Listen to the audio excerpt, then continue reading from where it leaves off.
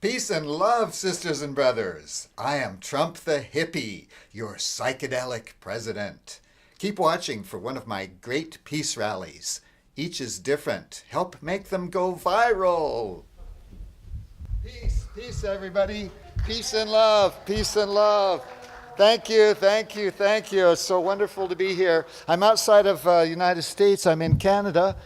But I love you people too. You're under-nationalized people. It's great. You can help the world. You can help the U.S. and help yourselves too. It's always a deal, right? Everything's a deal. My best-selling book, The Art of the Deal. Have you read it? Anybody? No? Okay. That's okay. You can read it later. You have to understand me. Now, my opponents, their biggest mistake is they don't get me.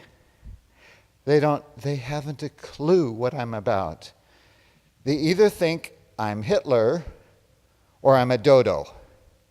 No, neither one. That's why I won, because they were fighting a dodo or they were fighting a Hitler, and I'm neither, so I won, naturally, because the people didn't fall for that. Anyway, we've done a wonderful series of 6 here. This is the 6th Peace and Love Fest here at the Oddfellows Hall in Vancouver. And we're going to get to all of the things that we didn't get to in the other shows, because we're taping this for the internet. This is going to go viral. All of you are going to help make this go viral. If you're hearing my voice, make it go viral, because all of the other stupid comedians putting on shows about Trump, they don't get me. They either think I'm a dodo or a Hitler or some combination of thereof. So, it's good for a laugh. I like a laugh. I don't mind people making fun of me, but it's not intelligent. This show is intelligent. You will understand me. You will laugh, you will cheer, you will boo, whichever, or both. But it's genuine, because you're my people. This is a genuine show with the real people, not a phony show. It's the real people here. You're my people. I'm the hippie president, and we're having a great time. It's a love fest. It's a trip, man. Groovy. Oh, wow. Being president. If you want a psychedelic trip, be president. You'll find out. Unless you're too square and you just get nervous and uptight and paranoid. That's what most of the other presidents do. They get in office and they let it go to their head, or they get paranoid like Nixon. They can't handle it. They're too square. They got to open up their mind. Open up your mind. Let the psychedelia take hold and you can understand it. Life is a trip, and I'm the tripster, I'm the trickster, I'm the prankster. I'm having a wonderful time. I'm doing president part-time. My other job is making lots of money. People criticize me for that. No, it keeps my mind sharp. No, I actually become a better president by not just focusing 24 hours on being president. Well, I have my love life too, of course. Some of you, I know, would like to be in on that. But the standards are high. Standards are high to get in on that.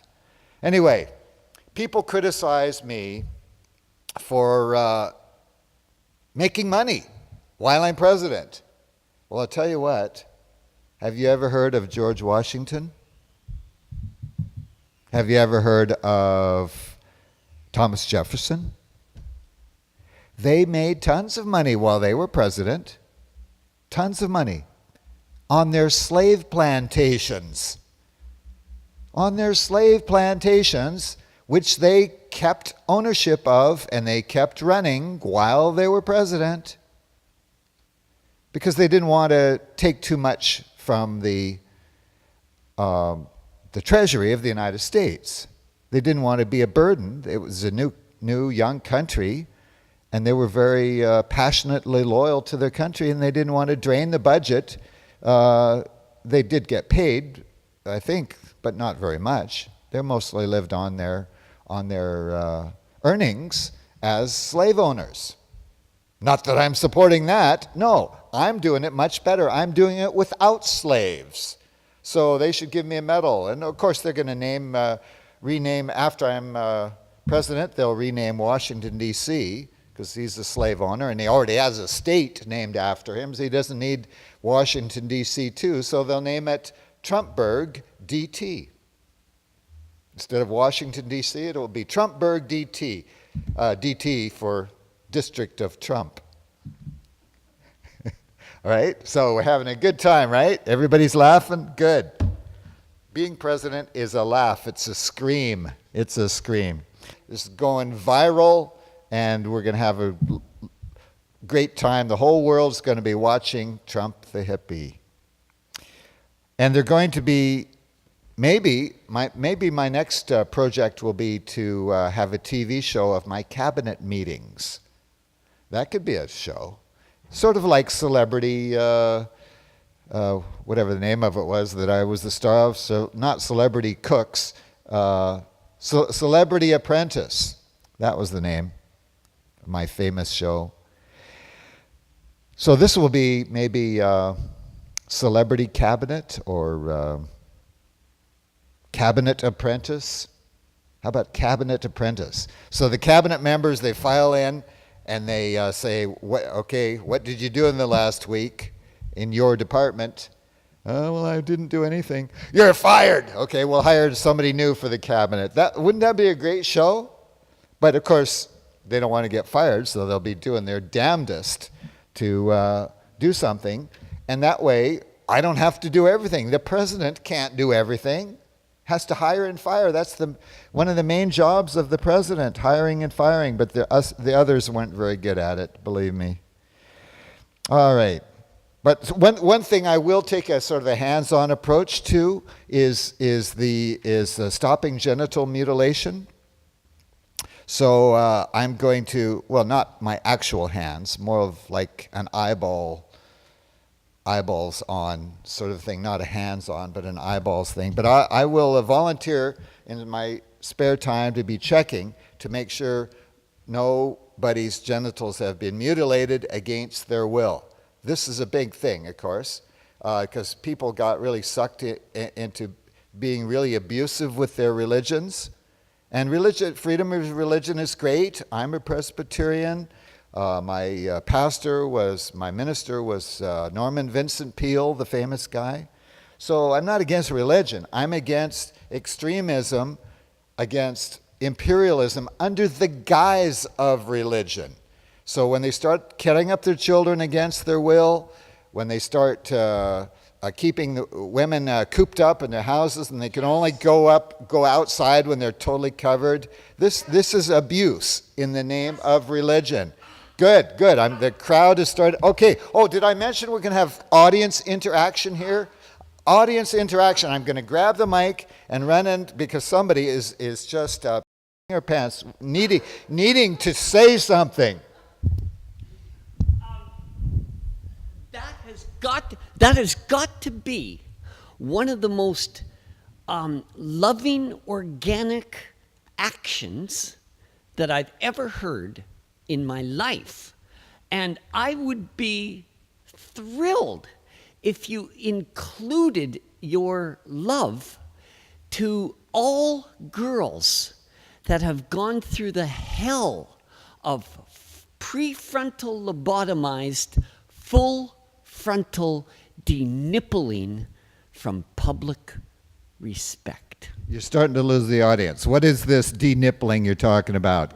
Come on. Celebrating their nipples. A real hippie never covers up the breasts of life.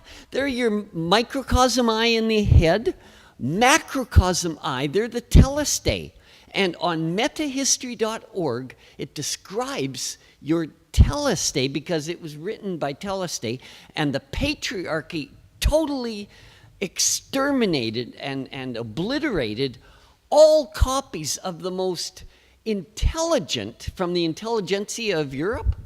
Okay, we're starting to lose the audience. So what I'm going to say is, from this angle, I don't actually get a really good view of your breasts because this teddy bear is kind of in the way. Zero. Okay, and not only that, but every breast lactates. Wonderful. Because if you don't see, So we don't want. blind, if you don't hear in your ears, you're deaf. If you don't lactate in your nipples, you're. Oh, okay, so we're going to try to keep this clean. Of course, breast. Okay, I'll come back to you. Don't worry. You're the highlight of the show, besides me. That's just going to have to sink in with the audience, because they're just going to turn to another video if we have too much of that in a row. So we have to all grab a breath and get back to the insanity of Trump, mild compared to some people. All right. So,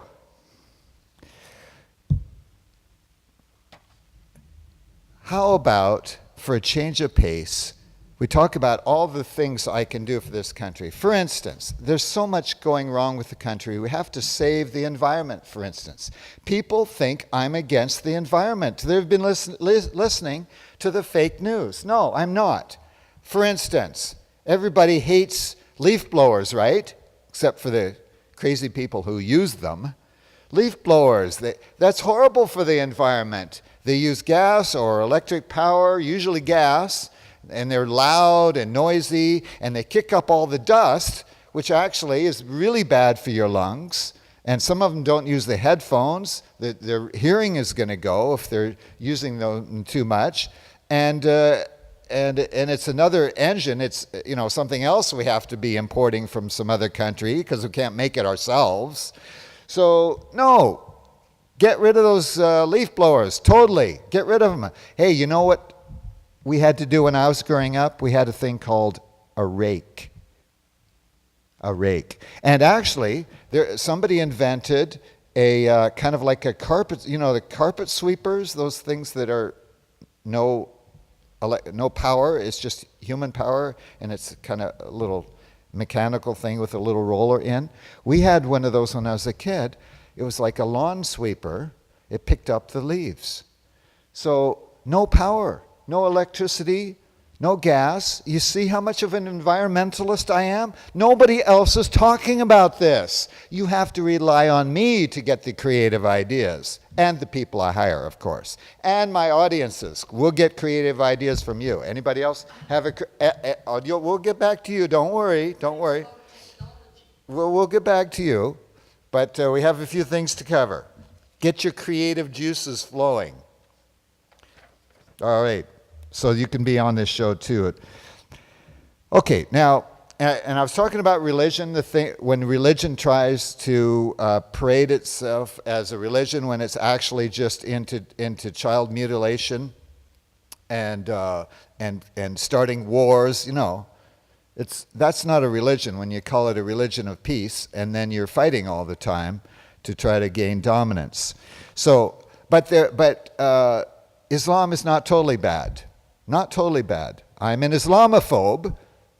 I am an Islamophobe. I am afraid of them, because I don't want them killing me or anybody else. So if you're not afraid of a terrorist, then you're not too smart. So Islamophobia is not totally natural and good. Not the nice Muslims, of course, but the ones who are not nice. Just like when I said the people coming over the border from Mexico, some of them are not nice and some of them are nice. And people say, oh, he's a racist. He said some of them aren't nice and they're different color than him. No, that's not racist. Just because I say some of them are nice and some of them are not, some of the Muslims are nice and some of them are not, that's not racist. That's just fact. And that's why I won the election, because the idiots tried to make everybody think they're a racist for using common sense. So the couple of nice things, well, there's only two nice things I've found so far about Islam. But, my mind is open if you can mention anything else nice about them. The only two things about them I found that are nice so far is, one, they're against alcohol. That's great. I'm against alcohol too. My brother died of alcoholism, and he told me, Donald, never drink. It's total mistake. You could ruin your life. And he died. He died of alcoholism and smoking. And so it's a shame he had to die, but I did learn that lesson from him, and I thank him forever for teaching me that lesson. So I don't smoke, I don't drink. I tell my children, don't smoke, don't drink, don't take illegal drugs. So Islam is good if they can help us get people off drugs and not starting them. Alcohol being a drug too, of course. So that's great if they can do that. And the only other thing I found out about their religion that I like so far is they're against usury. You know what usury is?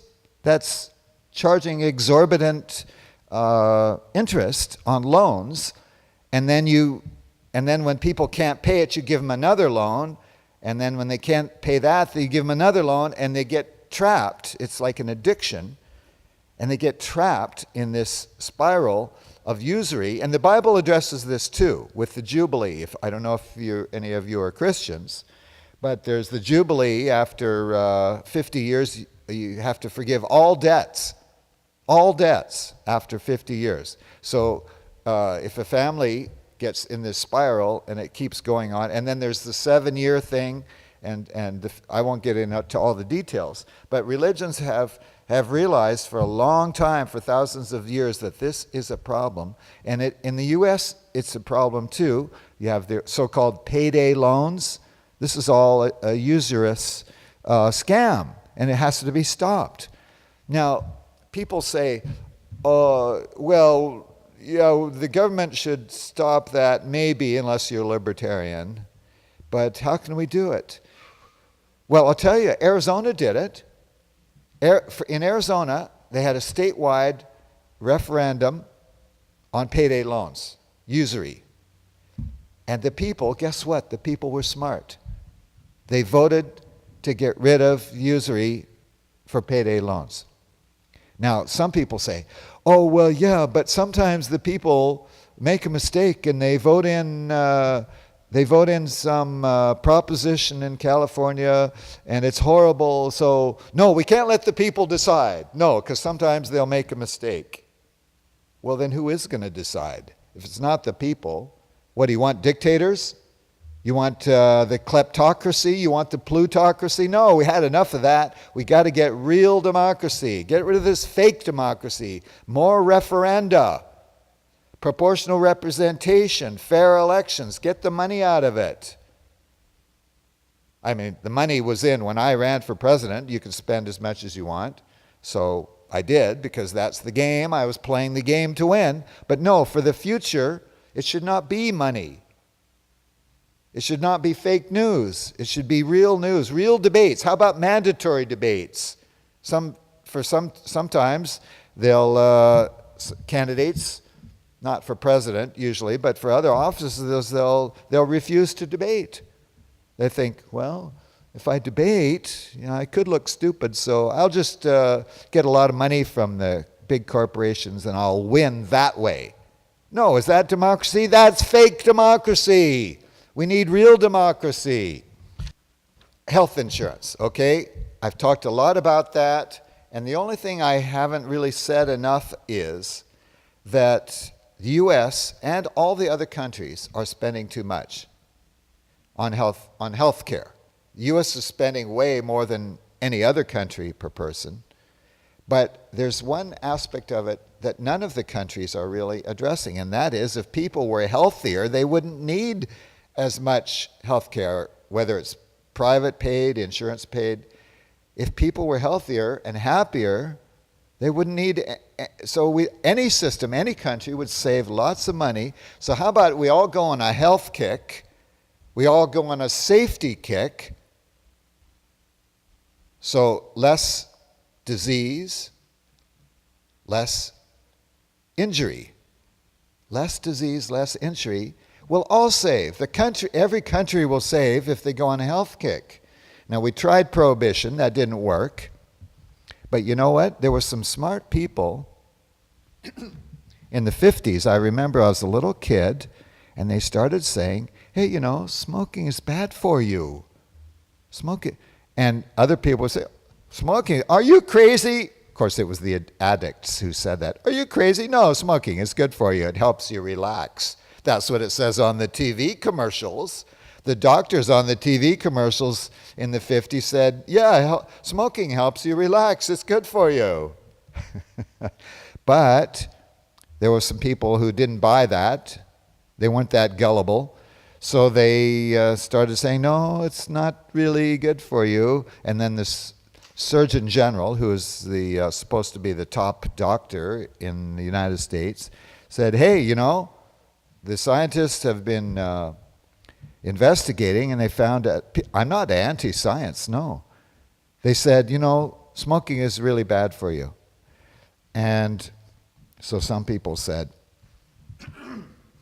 well, even if it's bad for you, we can't prohibit it, because look, we tried prohibition with alcohol, and that didn't work, so let's just have the government silent about this and just let the people have their freedom. We can't impinge on the people's freedom. But the anti-smoking people, including me, said, no, we're smarter than that. Even though prohibition didn't work, we got to figure out why it didn't work and have a better struggle against tobacco. So we did that. And you've seen the results, right? So warnings on the cigarette packs, restrictions on advertising, restrictions on where you can smoke. All these have happened all over through my life since I was a small child to now, and we keep pushing down the rates of smoking, right? This is a successful, public-spirited, democratic way to address one of the most serious problems in the world, and smoking was the number one killer. I think it might even still be the number one killer, although fentanyl's really rising on there. Another drug, nicotine's a drug, fentanyl's a drug. So with my approach, which is not just, okay, starting January 1st, alcohol is going to be legal. That doesn't work. You have to be more intelligent about it. And I'm really intelligent. I got a degree from an Ivy League college in the States. So we have to use intelligence, not just stupid prohibition, but a really four-pronged, whatever number of prongs needed to address these problems. The people are suffering, the people are dying, and I care. I care, that's how I got elected. How are you proposing to make better prohibition? Well, instead of prohibition. So repeal and replace prohibition. That has a nice ring to it. So in other words, instead of prohibition, we do public education, like we had the warnings on the cigarette packs at first. That was the first thing we did, warnings on the cigarette packs. Then we restricted advertising. Then we restricted places you could smoke. So these are examples that worked for tobacco, and the same template is not exactly what you'd use for alcohol. But you use the same principles of addressing the problem on various different levels, not just, okay, it's illegal. No, that doesn't work. We learned that doesn't work, but that doesn't mean we have to give up the fight, you see? All right. So whatever works, right? So people say, oh, you're stupid, Mr. President. Well, usually they don't say Mr. President if they're calling me stupid. But we're trying to keep the show clean here today. So in other words, we have to use intelligence to get all the right solutions. And we give up on the solutions that didn't work, but we don't give up on helping the suffering people.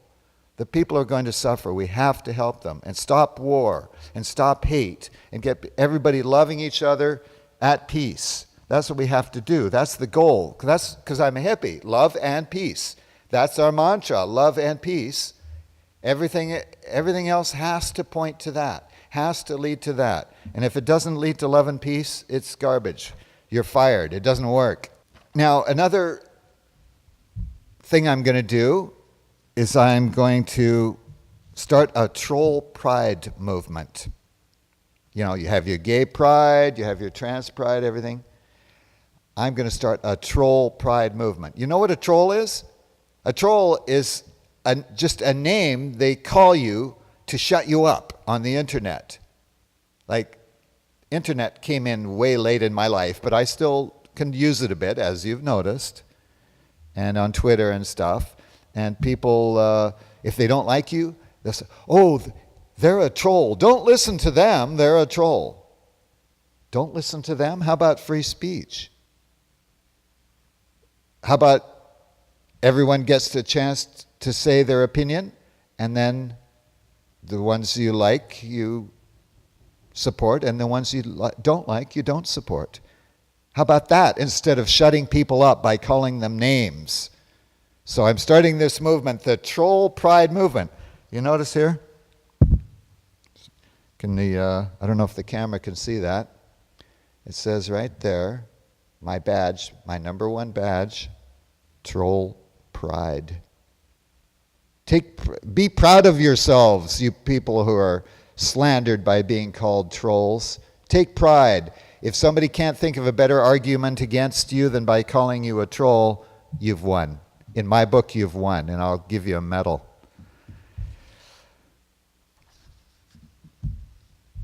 My sons are avid hunters, and Donnie and Eric. And I've noticed in some of our cities, not New York City, but some of our smaller cities across the country, in the areas where there are deer, are having an explosion of numbers of deer.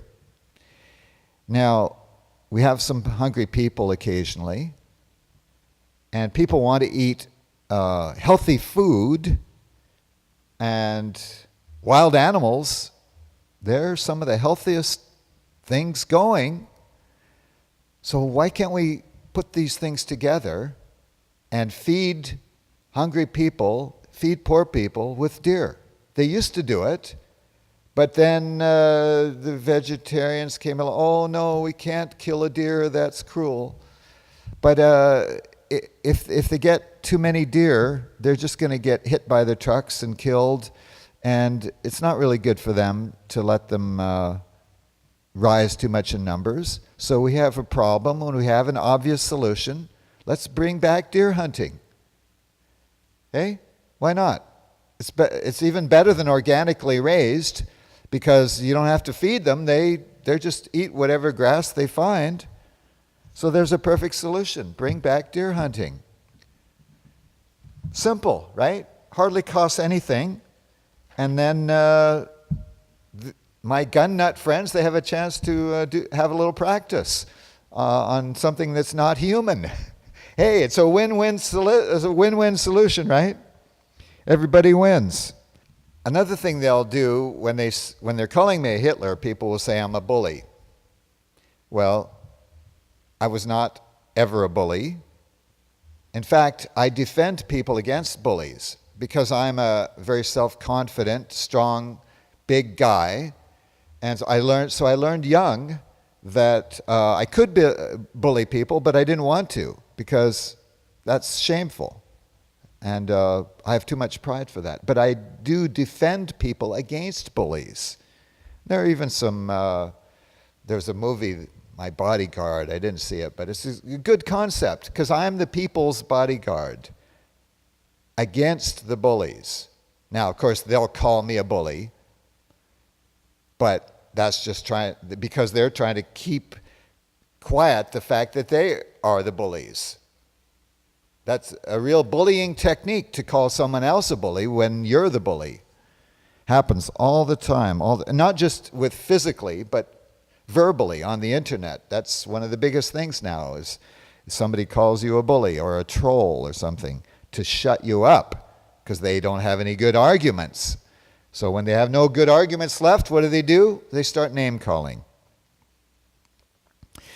One of the things that toughened me as a young person growing up, growing up to be a hippie that I am now, is, and you young people don't know about this probably, but in the 60s, if we saw the Beatles on TV and we said, oh, okay, let's have long hair like them, you know what would happen is the greasers would beat us up, or they'd try to beat us up, or they'd threaten us, or call us names, or call us sissies for having, oh, you have long hair, are you a boy or a girl, they would say.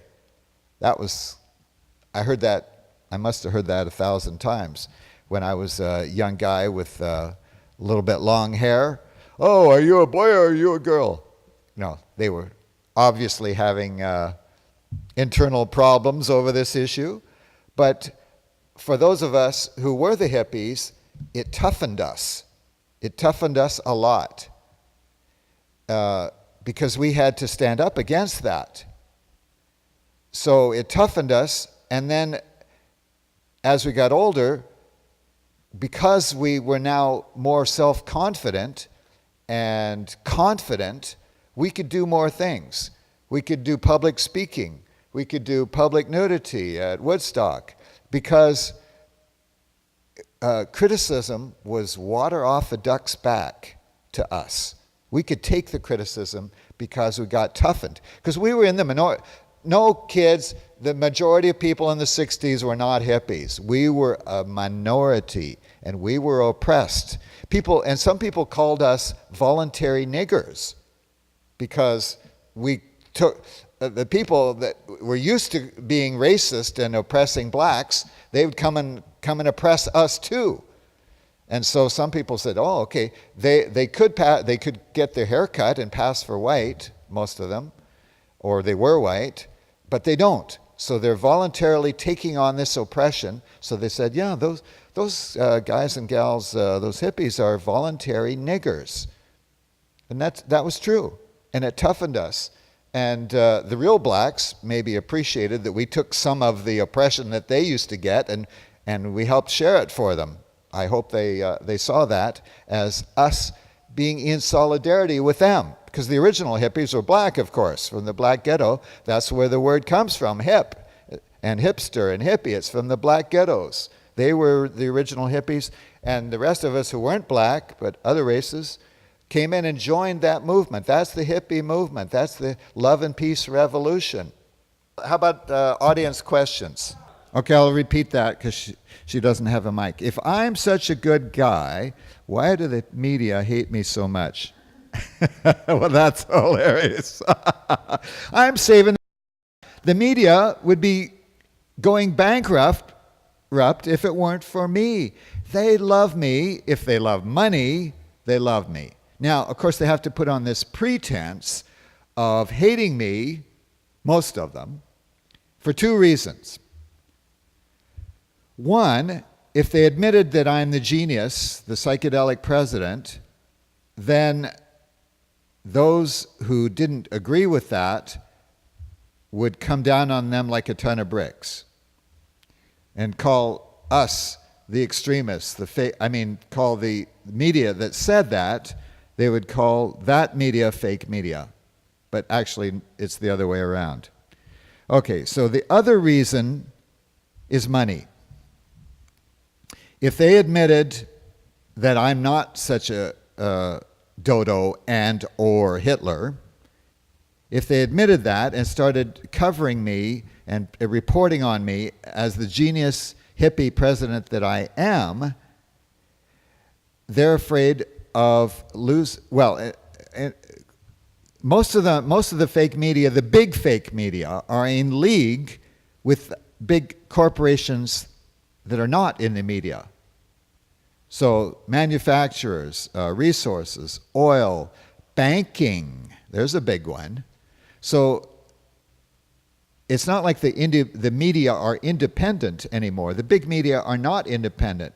So if they gave me good coverage, they're afraid that their other holdings in banking, resources, manufacturing, trade, and so on, they're afraid that those would lose money. Even if the media holdings would make money, they don't want to hurt their other holdings. So I, being against all the establishment moneyed people, naturally, I'm going to get them, quote, hating me. I mean, in public they hate me. In private they're thinking, wow, we're sure our media are sure making a lot of money with him as a candidate and as a president because people turn to our radio stations, turn to our TV stations, turn to our print media because they're hungry for Trump news. Because they love Trump. Even if they hate Trump, they love reading about him. They love reading about people who hate me. They can't get enough of me or the people who hate me. Either one, the media make money off that. Answer your question? Yeah. All right, next.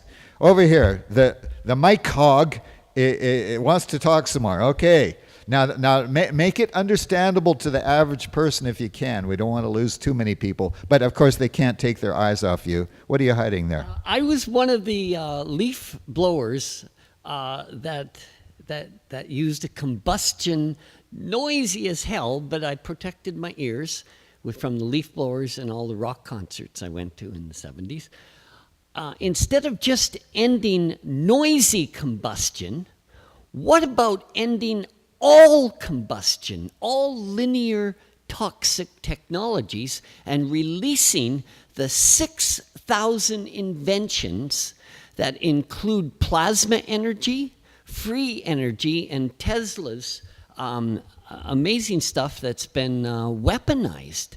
And by ending all combustion, you basically implode the petrodollar, which is the stranglehold in the world. It's a parasite virus that's connected with the mogul news, the politically correct, socially engineered social styles. Good. Okay. Let me talk about that for a while. So that was good. Hey, that's one of your best little speeches yet. Okay. So, of course, the environment's going to hell. We're burning too much, but we have to take it in a manageable way.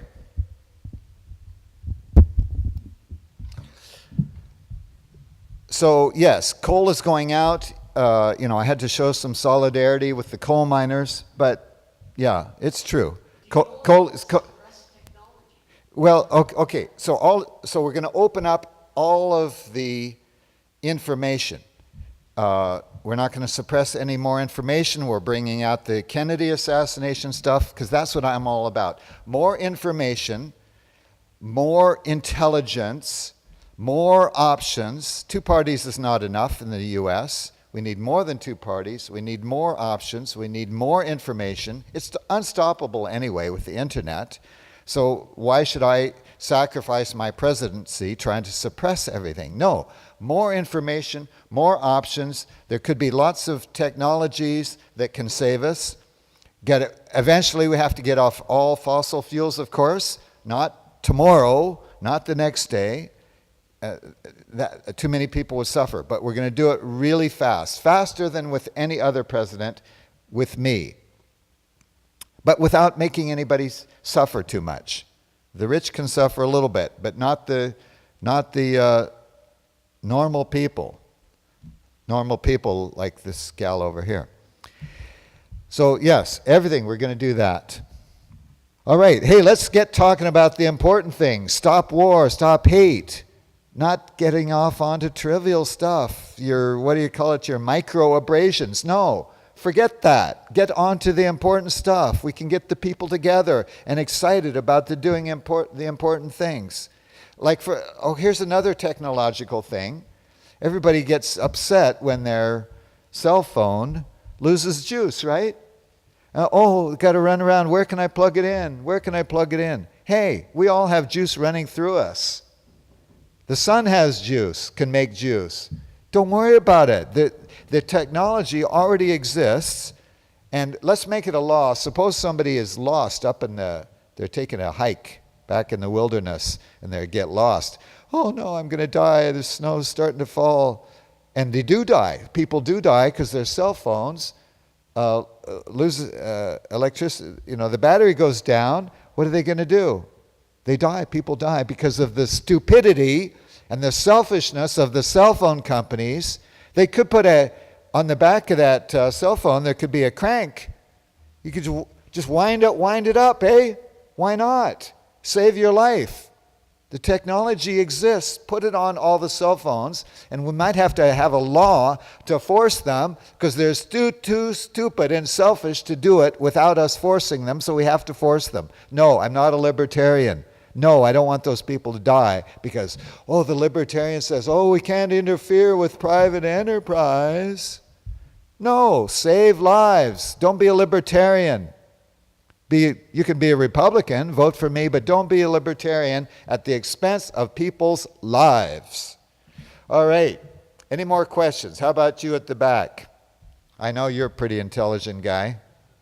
Come forward. I'm worried about those Russians. What are you going to do about Russia? What are you going to do? Okay, another person. While we're waiting for someone to walk up here, at the back we have, what are we going to do about the Russians? Well, the Russians are nice people. And at the Mikhail Gorbachev, at the end of the Soviet Union, when that was collapsing, he was a good guy actually, communist, but a good guy. And one of the best things about him was that he didn't drink. You might think, well, who cares if somebody drinks as long as they do their job? No, alcohol ruins your life. Screws up your brain. You can't think straight, even when you've sobered up. There are lingering effects, which nobody wants to admit. There are lingering effects. Alcoholics, even when they're sober, their brains are not what they used to be.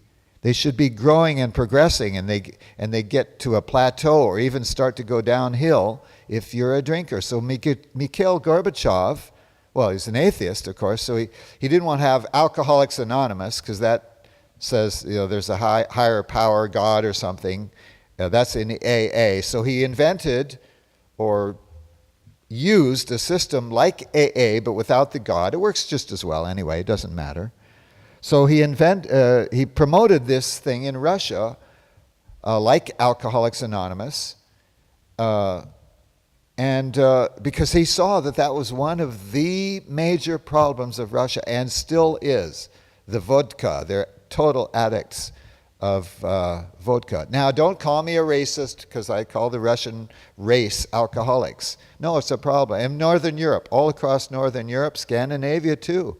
Scandinavia would be a paradise if they weren't alcoholics because they have really good social systems. So does that answer your question about Russia? Okay, yeah. Did they interfere in the election? Oh, come on. They're talking about tiny amounts of money here. I spent half as much as Hillary, I don't know, billion, half billion, I forget. Anyway, and they're talking about a few tiny millions of dollars for Russia. Even if they did spend it, the U.S. does that all the time in other countries. Come on, get real. So no, I would have won anyway. Okay, people say, oh, you won by such a small margin, and maybe if the Russians, blah, blah, blah, you would have lost Trump. No way, get real, man. I would have won no matter what they threw at me or for me or against me. I would have won. And I only spent half as much as Hillary because I wanted to save money. I just spent enough to win.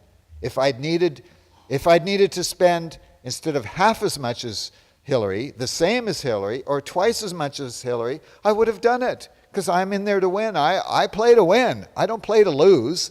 So a couple of million here or there, Russians, chicken feed makes no real difference in the long run.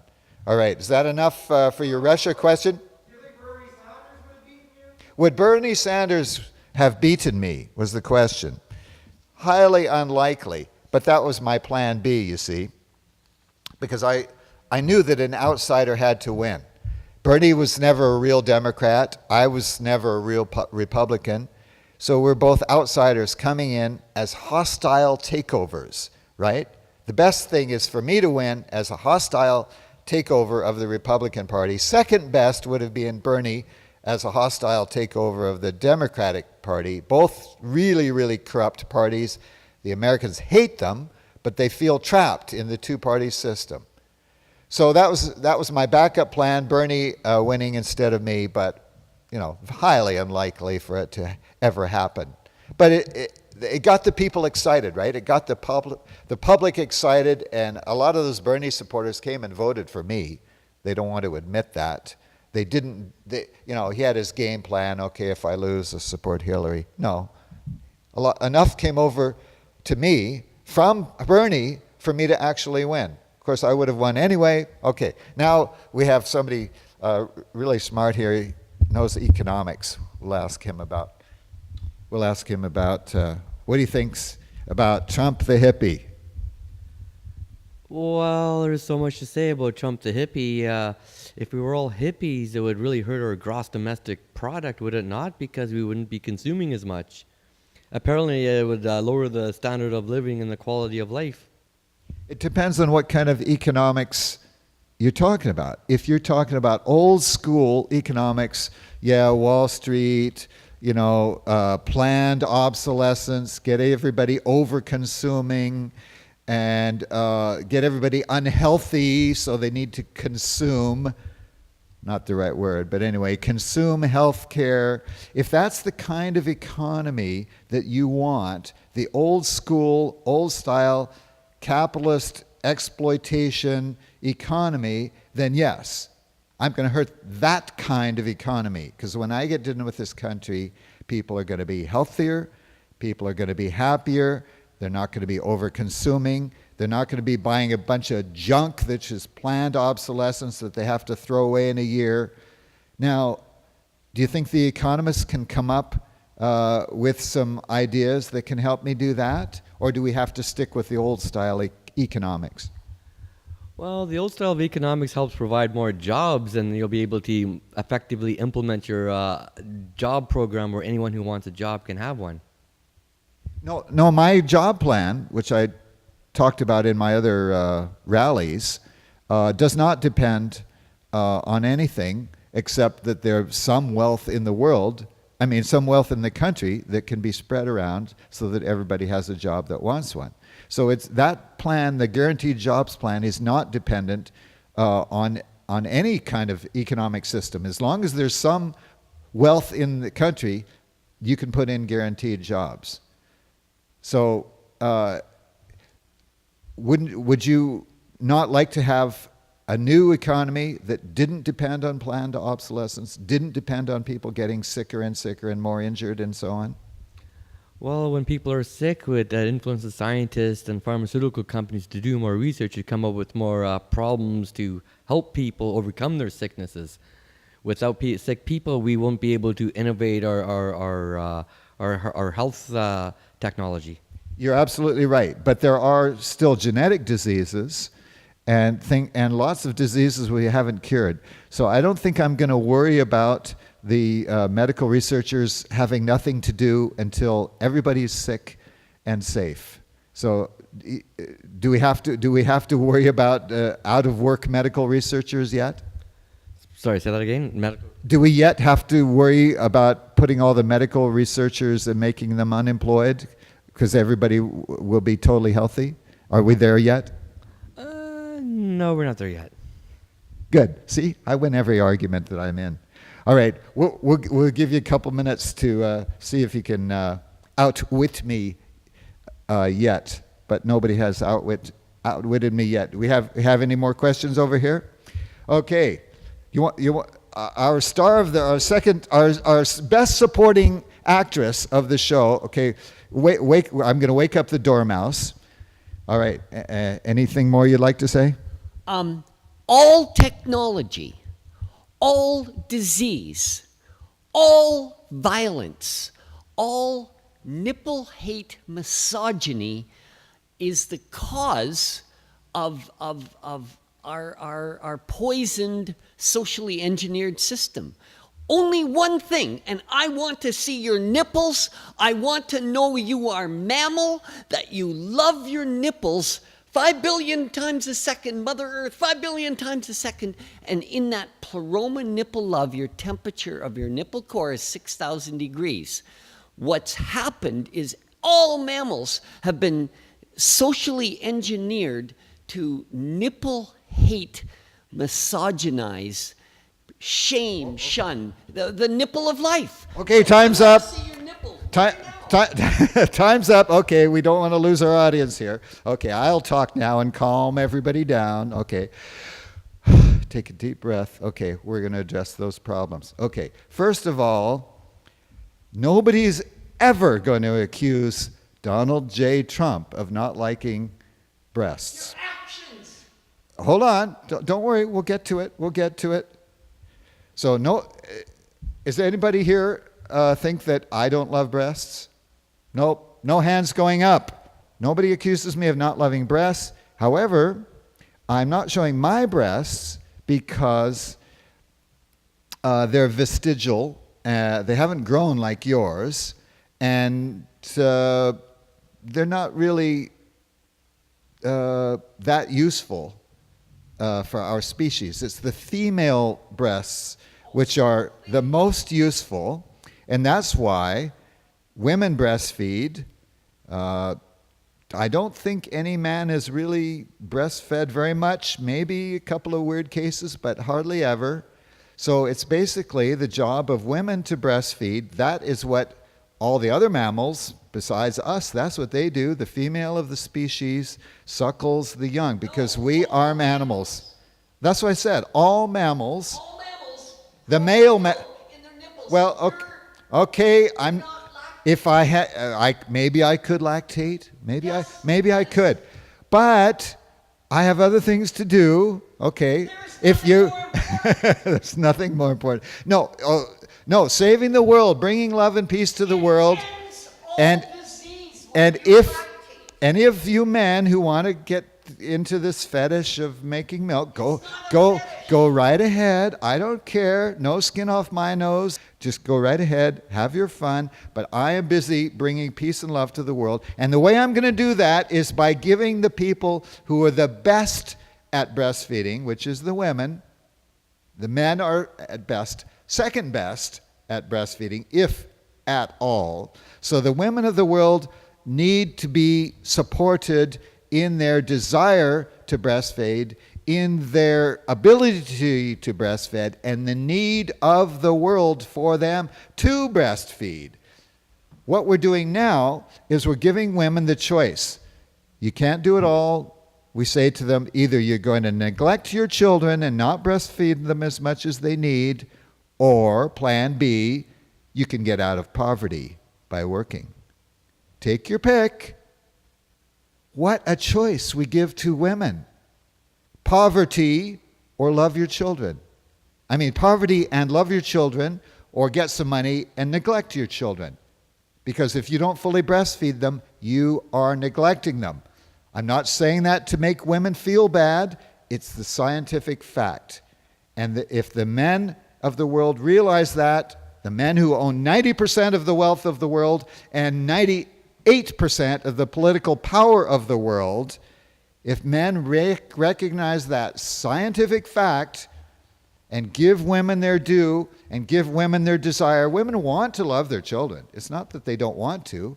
It's just they don't want to be in poverty to be able to do it. So here's the thing. How about $50,000 a year for the women who are breastfeeding?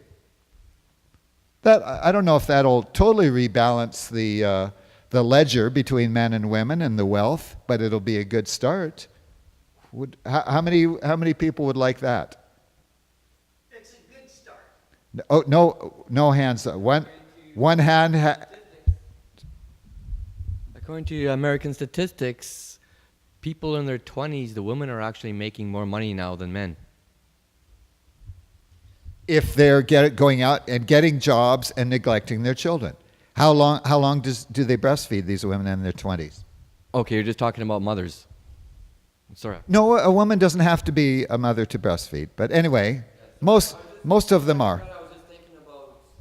I was just thinking about women in general. I forgot what you were just referring to, women that were breastfeeding. Well, some of them, of course, are putting off their childbearing till their 30s. But just on the question of, suppose we did pay women $50,000 a year to breastfeed, and I mean, they could still work part-time or full-time, as long as they kept up their breastfeeding. How would that be economically? Well, that would interfere with the free enterprise system, the free market, because the free market doesn't want government handouts because it discourages them from working. And that's going to put upward pressure on wages because there'll be less competition for jobs. What's wrong with upward pressure on wages? My working class supporters who voted for me are saying to themselves, what's wrong with upper pressure on wages? It squeezes in corporate profits and they don't make as much money. Then they can't innovate the capital and then it causes jobs losses and recession. I'm crying crocodile tears for my fellow rich men who are not going to be quite as rich because all the babies are going to be much happier. Crocodile tears, oh, the rich aren't going to be as rich. Well, the richer the rich, then the richer the poor as well, because they create the jobs, they make money, and they pay people to work for them. Well, under my new economics, that will happen too. It's called the trickle-down effect. Oh, you're a trickle-down guy. You're a Reaganite? No, but it's better than the trumple-down effect. The trumple-down effect. Oh, hey, okay, there's my new slogan. Yay for the trumple-down effect. Trumple down, trumple down, trumple down. You gave me a new slogan. Thanks a lot. All right, we have, well, our time is officially over. Thanks for coming to the Peace Rally. But if there's any more burning questions, we will extend it just a bit. Guess who wants to talk more? Okay, the Mike Hogg will give you a chance. Here you go.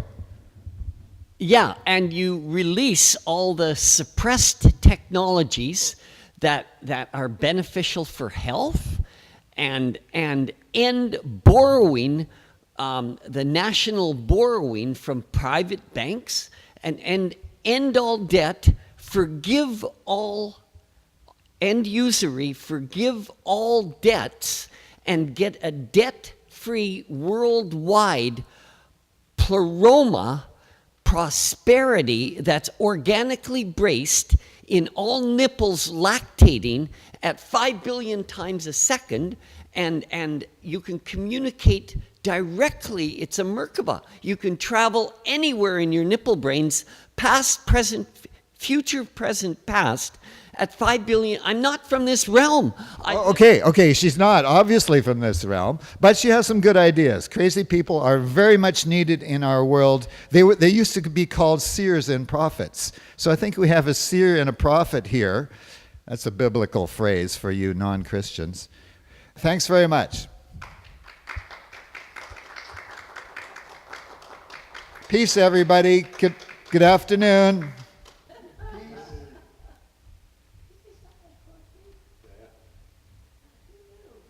Did you know I can sing?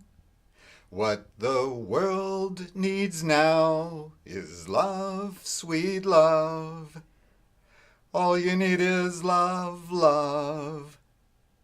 Be sure to wear some flowers in your hair. Give me a head with hair, long, beautiful hair. Kicks won't bring you peace of mind. You don't own me. Don't tell me what to do. He's the universal soldier and he really is to blame. Maybe someday you'll join us and the world will be